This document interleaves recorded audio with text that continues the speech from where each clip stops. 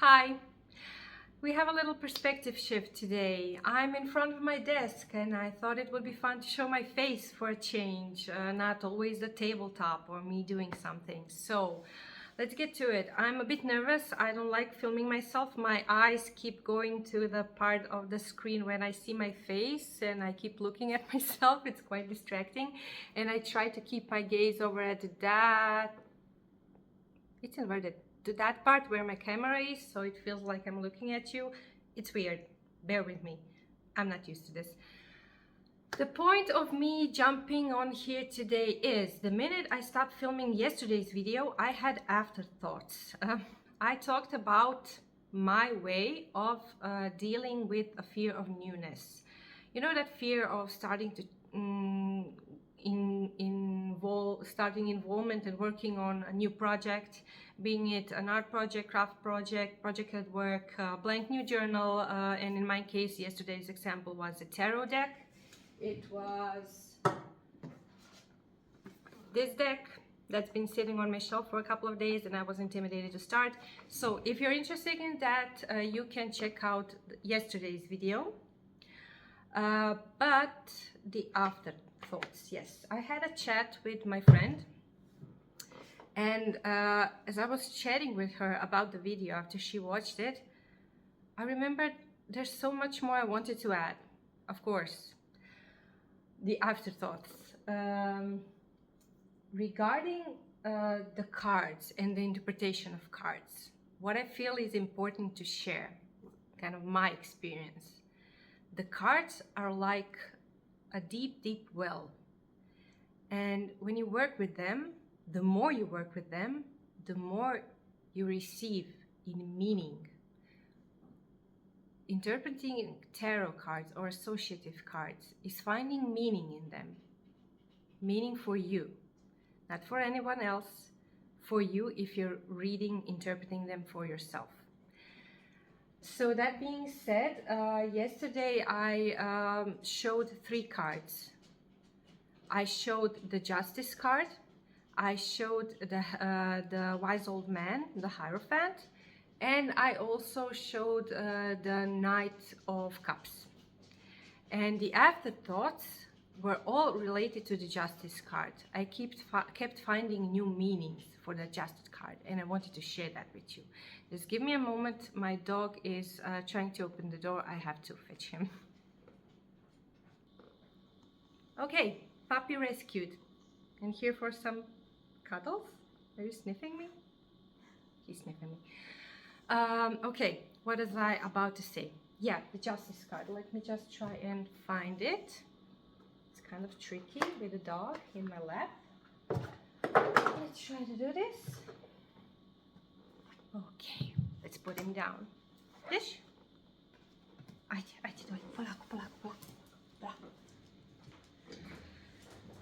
The Justice card. If you look closely and hoping it will zoom in, you can see the scales in her eye.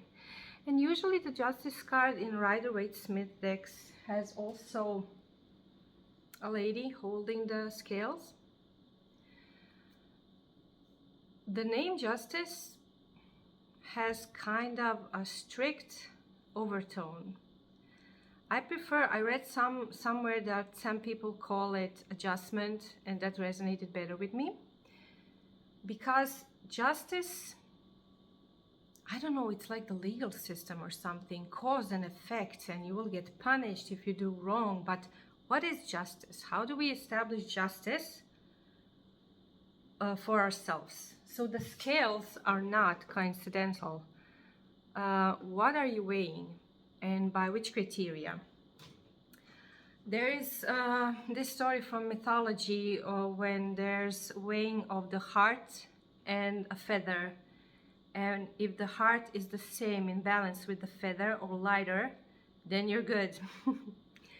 So, hence the scales. But who balanced the scales? Who, I don't know the English word, who calibrated it and by which criteria?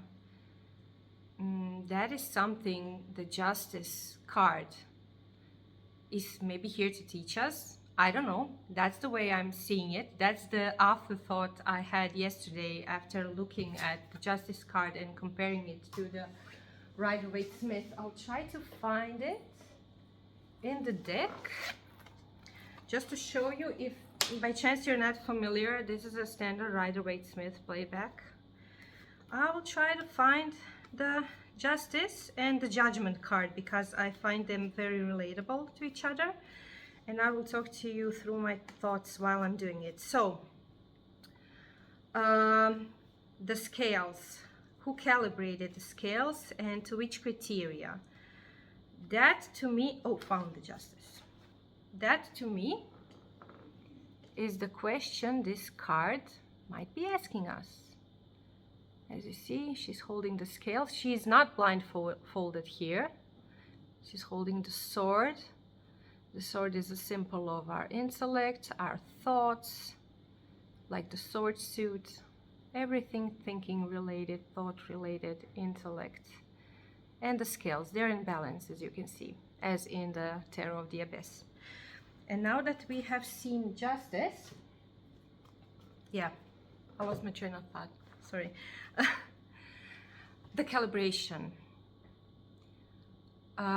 Justice is a card that's on the micro level, like personal justice. How do I judge others? How do I judge myself? Or better said, adjust. How do I adjust my behavior according to my calibration of the scale? If I'm the one calibrating the scale and weighing my heart to the feather, which are the criteria? My values, my beliefs, my,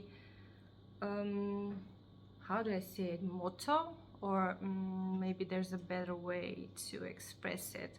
What do I go by then that I know that it's true in my heart? Kindness, generosity, gratitude, love, mutual respect. I could go on. If those are the values we know are true for ourselves in our heart, and if those values are the ones that are calibrating the scales of justice, when we judge or adjust our own behavior or others, we should go by that calibration. Our scales have to be firstly calibrated in order to take good measurement and compare and judge, adjust. Don't you think that adjustments feels softer? Judgy, I don't know, maybe it's my own kind of conditioning or something I picked up in life. I'm not sure, but I hope you understand my sentiment. I'm trying to find the Judgment card because Judgment is, for me, it's similar to Justice, but on a macro level, macrocosmos level. It's the judgment that we all will get. It just feels wrong to even say it. I don't feel I will ever be in some big judgment event and someone will judge everything I did.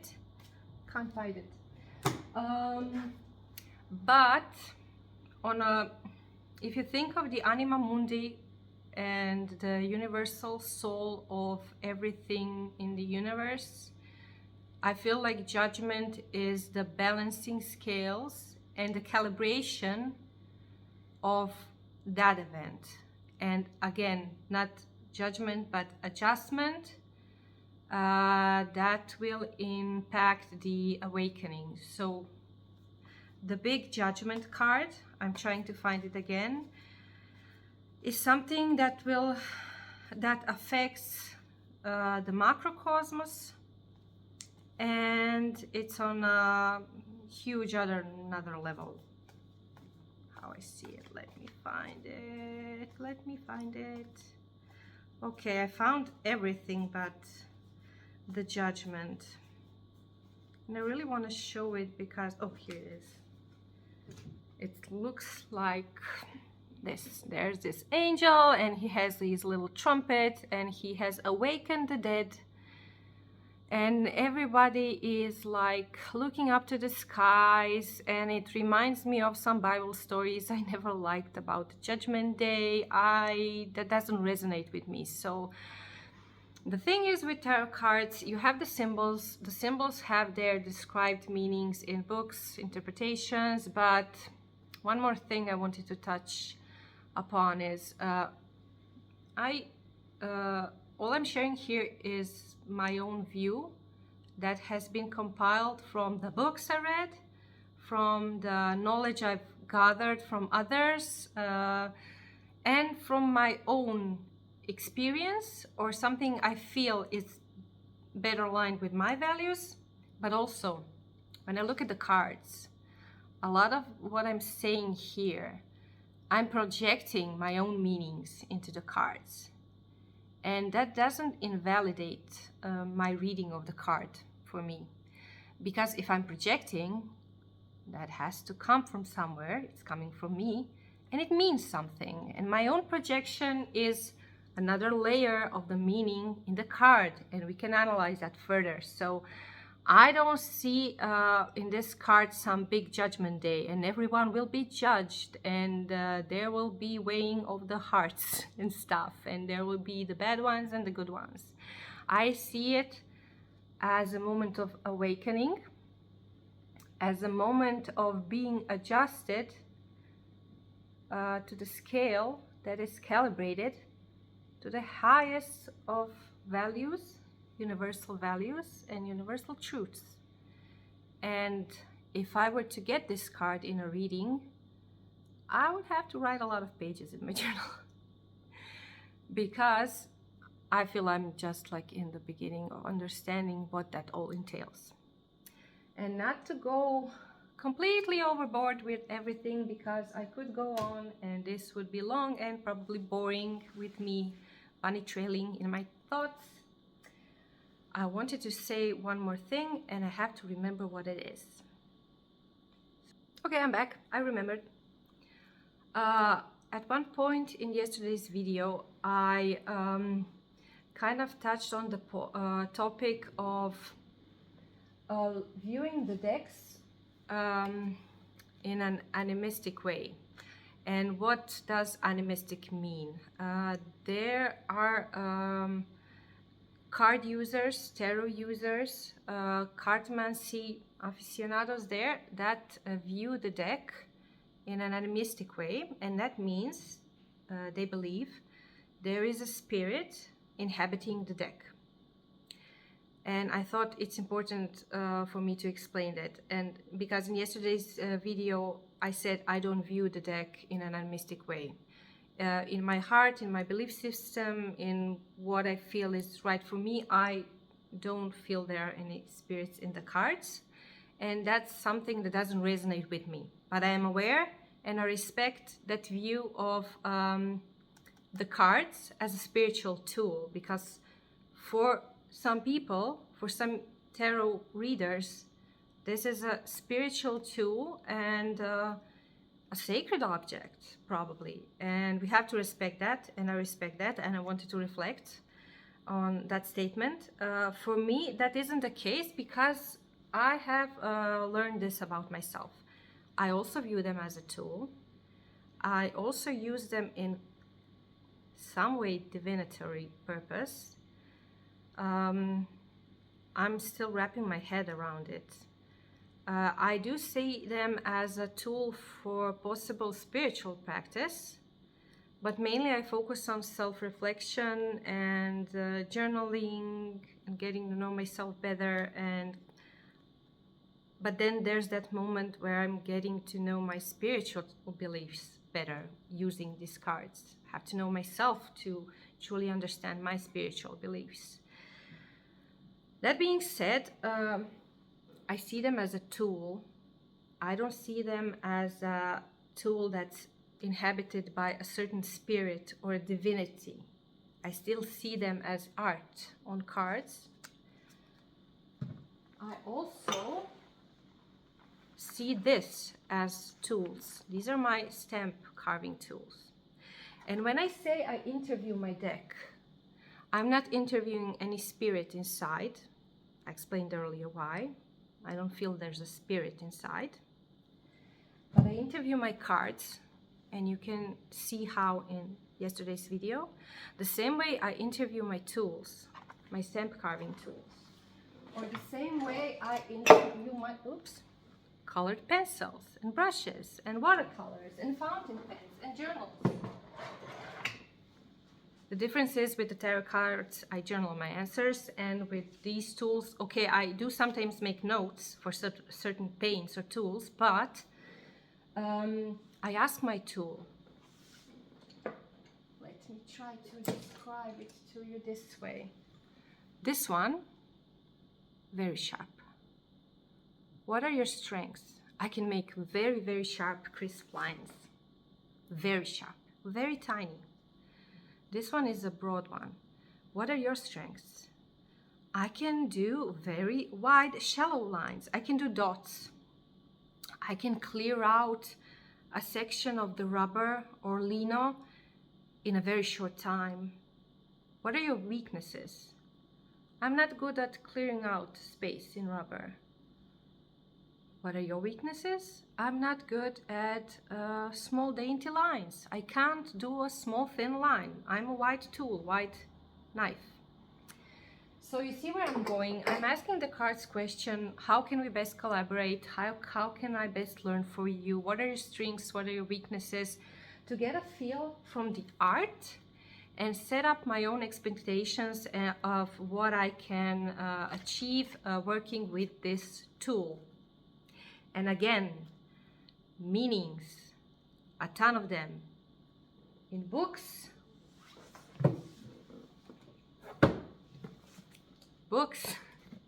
big books, fat books, and you can find a lot of meaning here, but meaning comes from here, and meaning comes from here, and meaning comes from us projecting, because also context of your topic, of your question to the card, to yourself. It's a whole universe. The one thing I also learned, just get that back. The one thing I also learned about myself and about me using the cards is that even though I'm not at a place where I believe the cards are inhabited with any spirit, I do feel I encounter some sort of different energy in myself when I'm working with the cards. And that's the part I mentioned about divination. I don't understand it. I don't understand myself in that sphere yet. I'm being really I can't say that word, vulnerable and open here talking about it, because I'm still not clear with myself where I stand. But when I use the cards, I do feel myself in an energetic shift. I do see it having elements of a divinatory practice. I'm not sure why. I do feel sparks, like I'm doing something that's maybe sacred and I should respect it. And again, I feel like I'm playing with synchronicity. And the synchronicity is a whole other animal. It's a whole other video. I don't have time to get into that. But I'm just gonna say, when I shuffle the cards, I believe the cards are anywhere and everywhere in the deck. The Judgment card, it's here, and when I shuffle it, it's here and there and there and there and there and there. It's everywhere. So is the Fool, so is the Two of Cups, so is the Tower and Death and the Lovers. Synchronicity is at play. I am so sorry I got interrupted again and had to switch locations. I'm at the office now in our house, and hopefully I still have 2 or 3 minutes to wrap up my thoughts. So I stopped at the topic of synchronicity, and while I was interrupted, I had another afterthought. So as I mentioned, in my use of the cards, I don't see them being inhabited by any kind of spirit. But when I mentioned synchronicity, well, one could say the cards could be a catalyst for synchronistic events. And in a way inhabited by the spirit of synchronicity. So in very, very, very short terms and layman terms, my limited understanding of synchronistic events, it's basically an acausal event, something that was not caused by an external factor like a coincidence. You could say a synchronicity is a coincidence, but it's also a coincidence with a prescribed or understood meaning. When we talk about cards, associative cards, tarot cards, metaphorical cards, we all prescribed certain meanings or interpret previously described meanings. And when we were talking about the Justice card, here's one also from the Marielle tarot deck. And you could see the goddess Maat here. That's the goddess from the mythology that weighs a person's heart to her feather, and then again, depending on the calibration of the scales, sees, is the heart lighter or heavier than the feather? I thought I would show her because I mentioned that myth. So here's another version of the Justice card. And yes, so synchronicity is something I am learning about. I have my own share of events that one could say are synchronicities, and I cherish them, and I do prescribe meaning to them.